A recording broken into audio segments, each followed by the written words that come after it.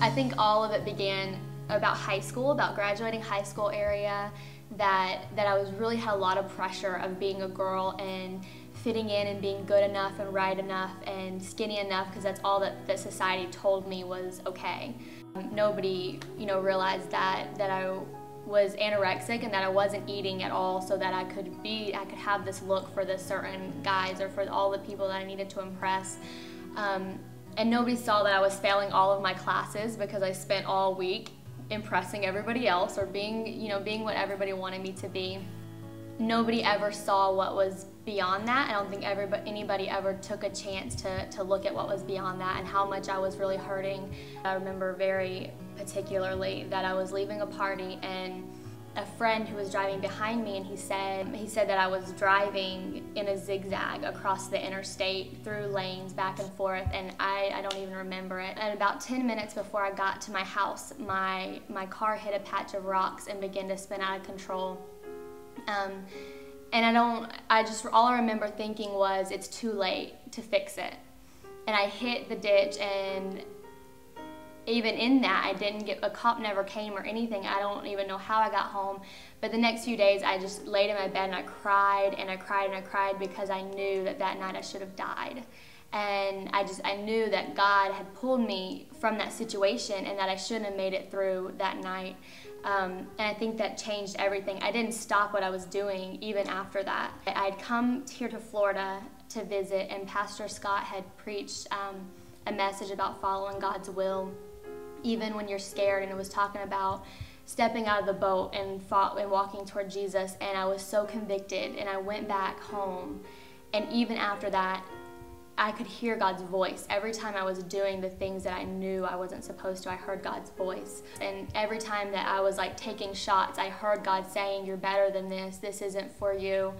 And every time I was looking in the mirror, getting ready to go out to a club, and the things that I was wearing, God was saying, "You're worth more than this, and you are worth more than where you're putting yourself." And every time I pushed it away and I tried to justify what I was doing, and it got worse and worse. And I didn't want to be the one to go against the grain of what my friends were doing. If I were to change, or if I were to accept Christ for real, even though I grew up in a Christian home, if I were to begin to follow Christ, that I would be going against the waves of everything that I've known all my life. But fear surrounds me like a fence. I wanna break free. I went into this church service, and I didn't even know exactly what was happening, but I was crying so hard, and I just remember I didn't care, because at that moment I knew that everything was over. That I felt like this complete heaviness started from my waist and began to lift off of me, and I was just crying because I knew that everything would be different from that moment, and that all the pain and all the bad relationships I put myself in looking for that acceptance, and all the days I didn't eat, and all of the things that I was looking for, that all of that was done. It's something that I can't explain, but I know it took not caring what everybody wanted from me. And that made the difference in my entire life. And from then I knew that God was calling me to come here to Florida. I could just feel it in the midst of it. I never realized that when I was running so hard, that God was running with me. I never put it together. And I found this completely new side of who Jesus is that I never had seen before. But it took me looking for it, not just accepting it from somebody else.